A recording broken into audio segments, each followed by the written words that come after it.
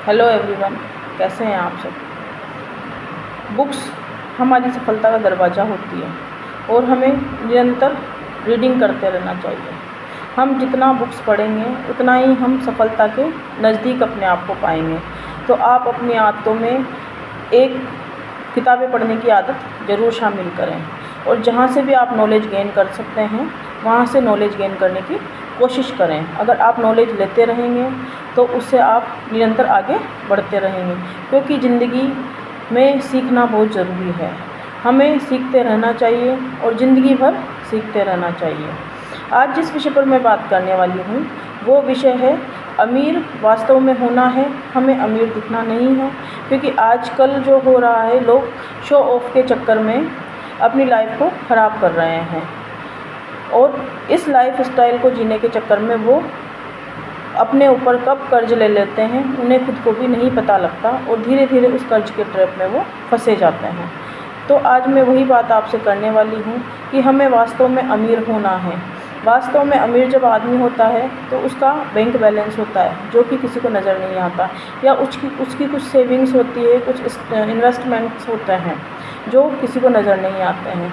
परंतु आजकल क्या हो रहा है कि लोग अमीर दिखने की कोशिश कर रहे हैं। जो 20 साल का बच्चा है वो भी अपना आईफोन, अपना लैपटॉप, जिस लैपटॉप को वो 25,000 में भी काम कर सकता है उस लैपटॉप को वो 1 लाख में ख़रीदने की कोशिश कर रहा है और इजी EMI पर उसको ख़रीद रहा है। ख़रीदने के बाद उसको फिर घर में ऐसे ही डाल दे रहा है और वो उसके कोई काम नहीं आ रहा है। ऐसे बहुत सारे उदाहरण हैं जो हम अपने आसपास देखते हैं। तो मैं आप सबसे यही कहना चाहूँगी कि आप वास्तव में उन कारणों का पता लगाएं जिन कारणों से आप वास्तव में अमीर हो सकते हैं, ना कि आप दिखावे की ज़िंदगी जीना पसंद करें। क्योंकि अगर आपके अंदर कोई काबिलियत होगी, कोई एबिलिटी होगी तो आपको समाज में भी मान सम्मान मिलेगा और आप जिन लोगों के बीच उठते बैठते हैं वहाँ भी आपको प्यार और स्नेह मिलेगा। तो शो ऑफ करने से आदमी एक न एक दिन गरीब हो जाता है, ये निश्चित बात है। तो इसलिए अपनी ज़िंदगी को उतना ही परेशानी में डालें जिससे आप निकल सको। शो ऑफ के चक्कर में अपनी लाइफ को ख़राब ना करें। हम वास्तव में अमीर कैसे बन सकते हैं उसके लिए मैं कुछ पॉइंट्स लेकर आई हूँ। आप अगर उनको अपनी ज़िंदगी में शामिल करेंगे तो धीरे धीरे आपको उनसे फ़ायदा पहुँचेगा। पहला जो मेरा पॉइंट है वो ये है कि आप अपनी नीड और डिज़ायर दोनों में डिफरेंस करना सीखें। नीड वो होती है जो हमारे लिए ज़रूरी होती है और डिज़ायर वो होती है जो हमारी इच्छा होती है। नीड मतलब एजुकेशन, नीड मतलब फाइनेंशियल मैनेजमेंट, नीड मतलब जो हमारी रोज़मर्रा की ज़रूरत है। और डिज़ायर क्या होती है कि हमें नया आईफोन आया है, अभी अभी लॉन्च हुआ है, वो हमें ख़रीदना है, या कोई नई गाड़ी लॉन्च हुई है वो हमें ख़रीदनी है। और उस मोबाइल को ख़रीदने के लिए फिर हमारे पास पैसा नहीं होगा, फिर भी हम EMI करवाएंगे और हर महीने अपनी सैलरी से थोड़ा थोड़ा अमाउंट देते रहेंगे। तो उन चीज़ों पर पैसा खर्च करें, उन चीज़ों की EMI बनवाने की कोशिश करें। अगर आपको EMI भी करवानी है तो जो आपको सक्सेस होने में आगे मदद करें, जिनसे आप वास्तव में अमीर हो पाएँ या जिनसे आप मनी गेन कर पाएँ, आपकी अर्निंग्स को बढ़ा पाएँ। तो पहली सबसे ज़रूरी बात जो है वो है नीड और डिज़ायर में अपना डिफरेंस करने की कोशिश करें। और ये चीज़ आप अपने बच्चों को भी बचपन से ही सिखाने की कोशिश करें कि क्योंकि खिलौनों पर भी हम इतना पैसा खर्च कर देते हैं और एटलीस्ट वो खिलौने सब बच्चा 2 दिन खेलता है, उसके बाद उसको खेलना बंद कर देता है। मैं ये नहीं कह रही हूँ कि आप अपने बच्चों को खिलौना ना दिलाएं, मैं भी अपने बच्चों को बहुत खिलौने दिलाती हूँ, बट इसका मतलब ये नहीं है कि हम पैसा वेस्ट करें। उनको सही और गलत में हम फ़र्क महसूस करना सिखाएं। दूसरा जो मेरा पॉइंट है वो ये है कि जब हम दोस्तों के साथ बैठते हैं, उठते हैं, लोगों के बीच में उठते बैठते हैं तो हम बड़ी बड़ी बातें करते हैं। अब हम ये ख़रीदने वाले हैं, हम वो ख़रीदने वाले हैं, अब हम ऐसा कर लेंगे।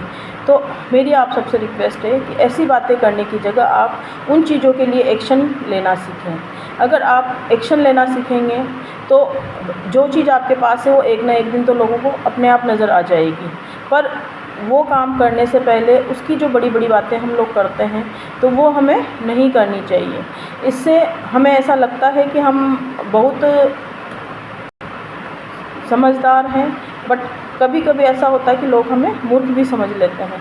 तो प्लीज़ आप लोग बड़ी बड़ी बातें ना करें और जो भी कार्य आपको करना है उसके लिए आप एक्शन लें और उसको पूर्ण रूप से सक्सेस करें।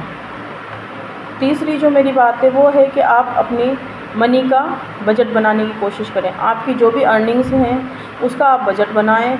आप मंथली बजट बनाएंगे, डेली के खर्चे लिखेंगे, रूटीन खर्चे जब आप लिखेंगे तो उसमें आपका जो पैसा है वो मिसयूज होने से बचेगा और आप अपनी फाइनेंशियल लाइफ को अचीव कर पाएंगे।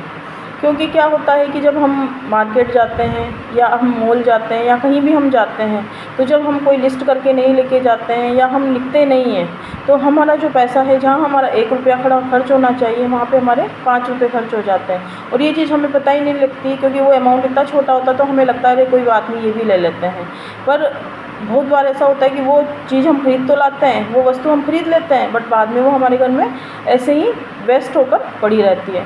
तो जो भी आप खरीदना चाहते हैं उसको लिस्ट करें और अपने डेली का रूटीन जो है वो आप डायरी में लिखें और डेली अपने खर्चों को मेंटेन करें। ये आदत अगर आप अपने अंदर डाल लेंगे तो धीरे धीरे आप अपनी ग्रोथ को अचीव करेंगे। और ग्रोथ धीरे धीरे होती है, उसके लिए हमें पेशेंस रखना पड़ता है। अगर हम सोचें कि एक ही दिन में सारी चीज़ों का बदलाव हो जाए या इम्प्रूवमेंट हो जाए या हम हमारी ज़िंदगी में बदलाव कर लें तो एक बार में सब कुछ होना संभव नहीं है। तो प्लीज़ अपने डेली रूटीन के खर्चों को लिखें और अपनी लिस्ट बनाने की आदत डालें। फोर्थ जो मेरा पॉइंट है वो है आप प्लानिंग करें। कोई भी काम की आप प्लानिंग करें। मैं पहले भी इसके लिए वीडियो बना चुकी हूँ, पर प्लानिंग का हमारी ज़िंदगी में बहुत महत्व होता है। और जब भी आप चाहे आप भले ही एक छोटे से मॉल ही क्यों ना जाएं, उसकी भी आप प्लानिंग करके जाएं, लिस्ट बनाकर लेकर जाएं कि आपको क्या क्या आइटम वहाँ से ख़रीद के लेके आने हैं और कितने बजट के ख़रीद के लेके आने हैं। क्योंकि जब आप ये करना शुरू करेंगे तो आप धीरे धीरे देखेंगे कि आपके काफ़ी सारे खर्चे ऐसे हैं जिसमें आपके पैसों का मिसयूज हो रहा था। काफ़ी सारी चीज़ें ऐसी जो आप घर में ले आते हैं पर उनका कोई यूज़ नहीं होता है, तो वो धीरे धीरे अपने आप कम होने लगेगी।